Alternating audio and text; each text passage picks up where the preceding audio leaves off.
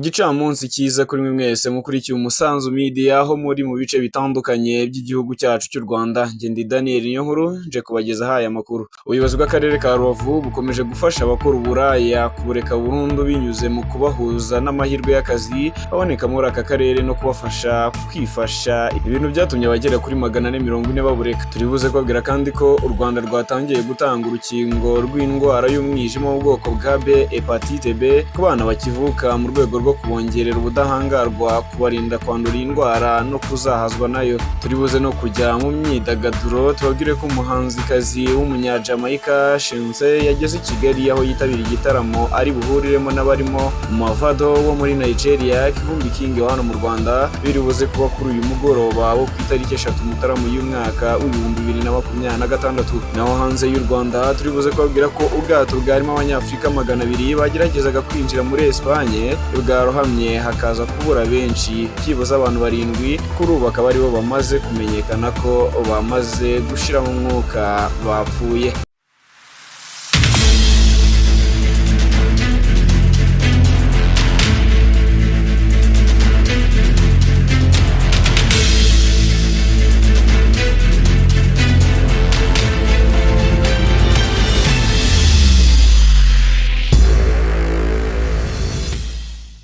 Ni amakuru tugiye guhera kuyavugwa hanze y'u Rwanda, aho nubwo gahunda y'ingendo za Papa Leo wa 14 mu mwaka 2026 itaratangazwa ku mugaragaro, umushumba wa Kiliziya Gatolika ku isi yamaze kugaragaza icyifuzo cyo gusura ibihugu bitandukanye muri uyu mwaka. Mu bihugu bivugwa ko ashobora gukoreramo ingendo harimo Algeria yo ku mugabane wa Afurika, Argentine, Peru ndetse na Mexique byo ku mugabane wa Amerika na Espagne yo ku mugabane w'i Burayi. By'umwihariko Papa Leo wa 14 yagaragaje ko yifuza kuzasura bazilika ya Bikira Mariya wa Guadalupe, imwe muri bazilika zitiriwe Bikira Mariya zisurwa cyane kuri iyi si ya rurema. Uretse ingendo ashobora kugirira hanze ya Vatikani, Papa Leo wa 14 ateganya ibikorwa byinshi kandi bikomeye muri Vatikani. Muri ibyo harimo isozwa ry'umwaka w'impuhwe na yubile y'imyaka 2025 ishize ijambo yigize umuntu. Umushumba wa Kiliziya Gatolika ku isi kandi azayobora inama ye ya mbere ihuza abakardinali izwi nka consistory kuva yatangira inshingano ze kuwa 8 Gicurasi umwaka ushize 2025. Ni inama iteganyijwe kuba ku itariki ya 7 izageza ku itariki ya 8 Mutarama uyu mwaka 2026. Kuwa 6 Mutarama kandi Papa Leo azayobora igitambo cya misa muri Bazilika ya Mutagatifu Petero, ahazanafungurwa umuryango w'impuhwe muri Bazilika ya Mutagatifu Petero. Ibi bizaba bisoje ku mugaragaro umwaka w'impuhwe watangijwe na Papa Francisco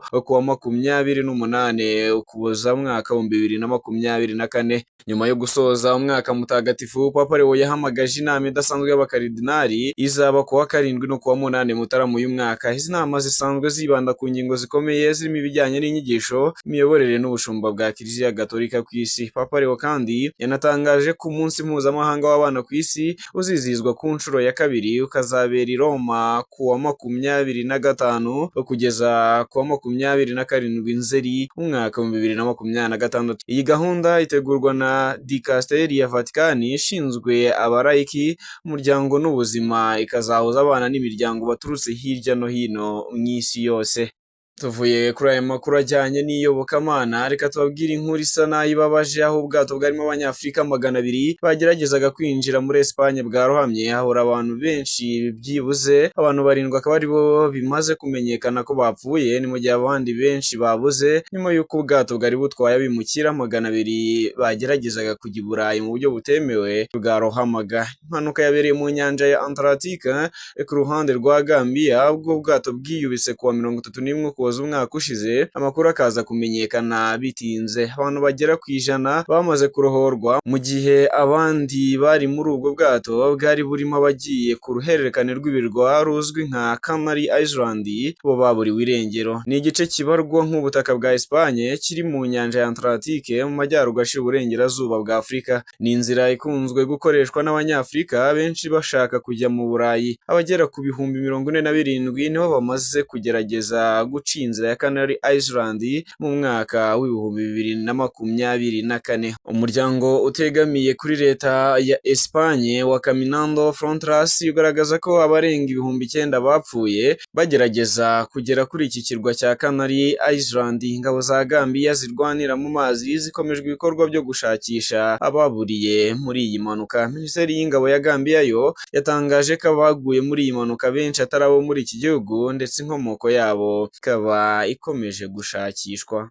Dukomeje amakuru kandi ari kuvugwa hanze y'u Rwanda, reka tuyakomereza hano ku mugabane wa Afurika mu gihugu cya Uganda, aho perezida w'iki gihugu Yoweri Kaguta Museveni yasabye amadini yo muri Uganda by'umwihariko abayobozi bayo gukoresha ubwisanzure bwagaruwe na guverinoma ye bagafasha abayoboke babo mu bikorwa byo guhangana n'ubukene. Ni amagambo akubiye mu butumwa perezida Museveni yageneye abanyamadini yabunyujije kuri minisitiri w'uburinganire w'iki gihugu. Yashimangiye ko ubu buri munya-Uganda afite uburenganzira bwo gusenga nta kandi nta muntu ushobora guhungabanya amahoro bafite, asaba amadini gukomeza kuba inkingi y'ubumwe bw'iki gihugu cya Uganda. Uyu muyobozi yashishikariza abayobozi b'amadini gufatanya kuyobora amatorero no gukora ibikorwa bifatika bizatuma imibereho y'abaturage irushaho kuba myiza. Avuga ko kutita ku nshingano z'abantu mu mibereho yabo ya buri munsi byaba intandaro y'ubukene muri sosiyete. Aho yahaye umukoro amadini yose yo muri iki gihugu cya Uganda ko mu mwaka wa 2026 no kuvuga uyu turimo afite intego ebyiri zo kuzahura imibereho myiza y'abaturage no gufasha mu gukemura ibibazo by'umutekano mu matora rusange ategerejwe kuba ku wa 15 Mutarama y'umwaka wa 2026. Komeje amakuru kandi avugwa hanze y'u Rwanda, reka tuyakomereze muri Leta Zunze Ubumwe za Amerika, aho perezida w'iki gihugu Donald Trump w'imyaka 79 yavuze ko afite ubuzima bwiza, agaragaza ko imiti ya aspirine nyinshi kurusha ingano yandikiwe n'abaganga kandi kakoresha ibikoresho by'ubwiza ibizwi nka makeup kugira ngo ahishe ibikomere n'inkovu biri mu ntoki ze. Yagaragaje kandi ko adakora imyitozo ngororamubiri ihoraho kuko ayibona nk'irambirana cyane, aho yagaragaje ko ubuzima bwe bumeze neza kurusha uko abantu babitekereza. Ni mu kiganiro yagiranye n'ikinyamakuru The Wall Street Journal kivuga ku buzima bwe, aho Trump yavuze ko yakorewe isuzuma rya CT scan mu Kwakira umwaka ushize 2025 nyuma yo kuba yari yarabwiye abanyamakuru ko yibeshe ko yanyuze muri MRA. Gusa abantu bo bagakomeza kumubona nk'adafite ubuzima bwiza buzira umuze kuko hari aho yagiye agaragara asinzira mu nama zimwe kandi ntiyumve neza ibibazo yabazwaga, bigaragaza ko atagishoboye kuzuza inshingano ze neza nk'umugaba w'ikirenga w'ingabo za Leta Zunze Ubumwe za Amerika. Trump we yashimangiye ko atigeze asinzira mu nama zo mu ruhame, avuga ko hari igihe asa n'uhumiriza kugira ngo atekereze neza kuko ngo bimurura abantu bakabifata nk'aho asinzira. Ku kijyanye n'inkovu n'ibisa no kwibumbira kw'amaraso bigaragara mu ntoki ze, yavuze ko agendana ibikoresho by'ubwiza byo kwisiga, aho yavuze kandi ko nta kibazo afite cyo kutumva. Navuga ko abafotora bafashe amafoto asa n'aho asinziriye hari igihe baba bamufashe ari guhumiriza, gusa ko hatari ugusinzira nk'uko benshi babitekereza. Mu yandi makuru kandi reka tuyakomereze mu Buyapani, aho minisitiri w'intebe w'iki gihugu Sane Takaichi yifatanyije n'abadepite b'abagore 50 mu gusaba ko hakongerwa ubwiherero bwabo mu nteko ishinga amategeko, aho bavuga ko kubera ubwiyongere bw'abagore mu nteko buhari budahagije. Ubwiherero bubiri gusa akaba ari bwo bukoreshwa n'abagore 73 bo mu nteko ishinga amategeko yiganjemo abagabo, nk'uko byagaragajwe mu nyandiko y'ubusabe bwatanzwe n'abadepite b'igitsina gore ku wa 12 Ukuboza umwaka wa 2025. Minisitiri w'intebe Sane Takaichi akaba n'umugore wa mbere watorewe kuyobora iki gihugu cy'Ubuyapani mu mwaka wa 2025. Mu makuru ajyanye n'ubushakashatsi, urubuga Alicia Dabridari rwanditse ko abashakashatsi b'abahanga mu by'ikirere n'isanzure batangaje ko ku wa 2 Kanama umwaka wa 2027 ihuriro ridasanzwe ry'izuba, ukwezi n'isi rizahinduka ku manywa y'ihangu, hakaboneka igicu gito giteye ubwoba ku murongo uva ku nyanja ya Atlantika ugana mu burasirazuba bwo hagati, mu gihe abandi bantu babarirwa muri za miliyoni bazabona ubwira kabiri bw'igice kinini mu Burayi no muri Afurika y'Amajyaruguru. Ubwira kabiri bwuzuye bw'izuba bubaho iyo ukwezi kunyuze imbere y'izuba kukaripfukirana ryose, kuba bireba bari mu murongo wihariye witwa inzira y'umwijima wuzuye. Ahandi hatari uwo murongo abantu babona gusa igice cy'izuba gipfukiranwe. Ubwo bwira kabiri buzaba ku wa kabiri Kanama mu mwaka wa 2027. Abahanga mu by'ikirere bavuga ko ari bumwe mu bwira kabiri buhamba kandi budasanzwe bwo mu kinyejana cya 21, haba ku birebana n'igihe buzamara ndetse n'uturere buzagenda bunyuramo. Igicucu kizabanza kugera ku isi ku nyanja ya Atlantika, hanyuma kigende gisesekara mu burasirazuba kinyuze mu majyepfo y'Uburayi, Afurika y'Amajyaruguru ndetse n'ibihugu bya Arabiya. Mu Burayi inzira y'umwijima wuzuye izanyura ku isonga y'amajyepfo ya Espagne, naho uva muri Portugal ukagera mu Burayi bwo hagati n'igice kinini cy'Ubutaliyani ikizabona ubwira kabiri bw'igice bugaragara neza. Ku murongo uva mu majyepfo ya Espagne ugaca muri Afurika y'Amajyaruguru ugana mu burasirazuba bwo hagati uzabona izuba rizimira burundu, mu gihe ahandi hose mu Burayi bazabona ubwira kabiri bw'igice kinini. Mu majyaruguru muri Scandinavia no mu bice bimwe na bimwe by'amajyaruguru y'uburasirazuba bw'Uburusiya bw'Uburayi ko ibintu bibareba na gato, aho ho ubwira kabiri ntibuzigera buhagera na gato.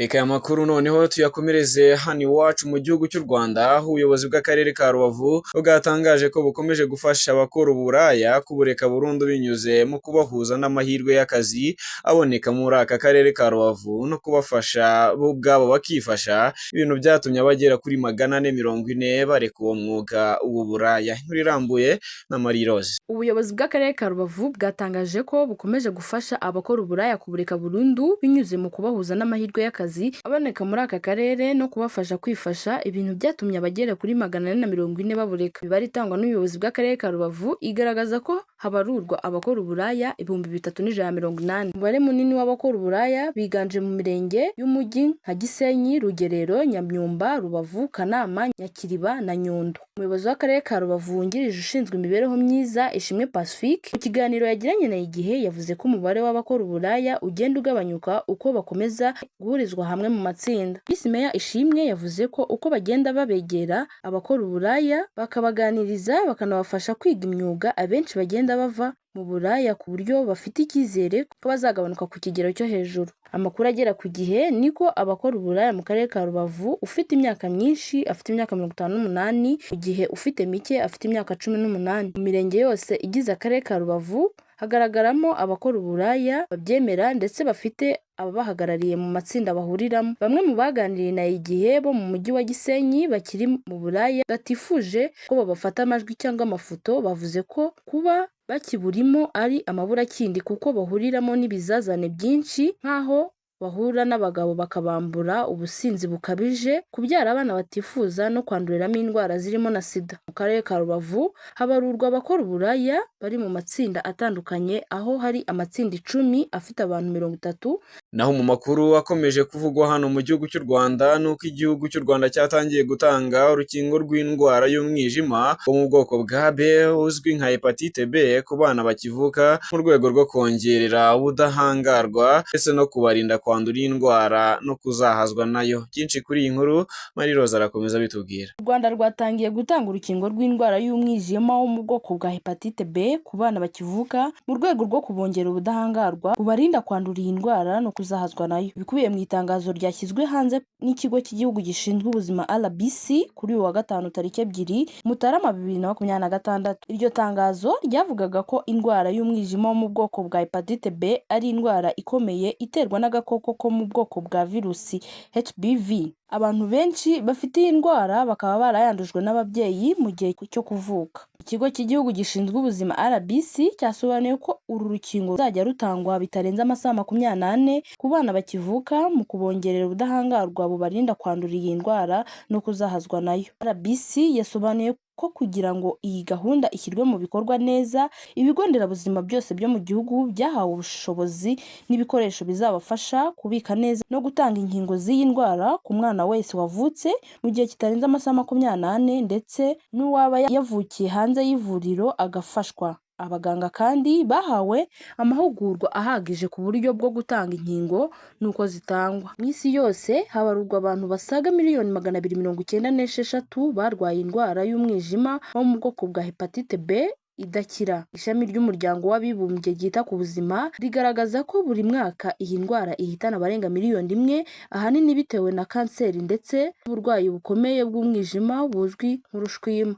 Mu Rwanda imibare igaragaza ko hari umubare muto w'abantu bafite indwara y'umwijima wo mu bwoko bwa hepatite B ungana na 0.26%. Rwanda rwateye intambwe igaragara mu guhashya indwara y'umwijima ahanini binyuze muri gahunda zisanzwe zikingira, gusuzuma abantu benshi no kuvura iyi ndwara ku buntu. Mu yandi makuru kandi ari kuvugwa hano mu Rwanda ari nayo turi busorezeho kuyavugwa hano mu Rwanda, abaturage bakorera ubuhinzi mu gishanga cya Rwabuye kirereye mu karere ka Huye mu murenge wa Ngoma bavuga ko igihembwe cy'ihinga cya 2026 biteze umusaruro uhagije. Biba bitangaje nyuma y'uko ibigori, umuceri, imboga, ibijumba n'ibindi barimo gusarura byarumbye bitewe n'imihindagurikire y'ibihe ndetse no kutabona inyongeramusaruro ihagije nk'uko babitangarije ikinyamakuru Ukweli Times. Uretse ibyo kandi abo baturage banavuze ko leta ibemereye amazu bubatse muri icyo gishanga agasakarwa byabafasha cyane kwita ku bihingwa byabo. Ubu bavuga ko ubuyobozi bwabangiye kuva kera. Benshi muri abo bahinzi bakaba bavuga ko n'ubundi izo nzu batazubatse ngo bazibemo, cyane ko nta muntu wemerewe gutura mu gishanga, mu manegeka ndetse n'ahandi hose hashira ubuzima bwe mu kaga, ahubwo ko intego zabo zari izuko zazajya zibafasha mu buhinzi bwabo igihe bari mu masaha y'amanywa. Ibintu bavuga ko bemerewe kuzisakara byabafasha mu mwuga wabo bakora w'ubuhinzi. Mu gihe umuyobozi w'akarere ka Huye wungirije ushinzwe iterambere ry'ubukungu Kamana Andre yavuze ko bitemewe gushyira inzu ahantu hatemerewe gutura mu rwego rwo kwirinda ingaruka zishobora kubaho hantu.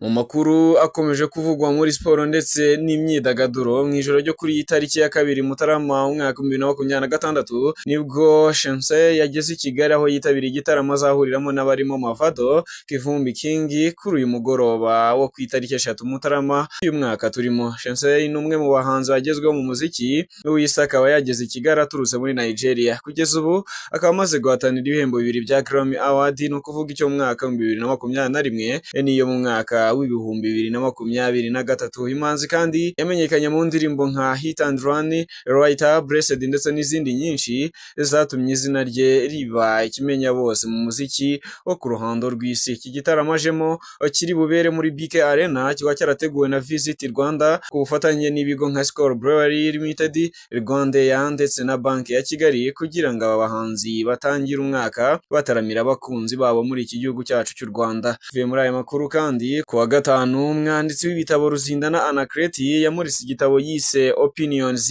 The Long Road to Freedom, mbese bishatse kuvuga amahitamo ya nyuma, inzira ndende igana ku kwibohora. Ruzindana yatangaje ko yari amaze imyaka hafi 30 yandika iki gitabo kuko yagitangiranye n'urugamba rwo kubohora igihugu. Ikigaruka ku bibazo abanyarwanda banyuzemo birimo iby'ubuhunzi, ari nabyo byatumye bagira intego yo kubohora iki gihugu.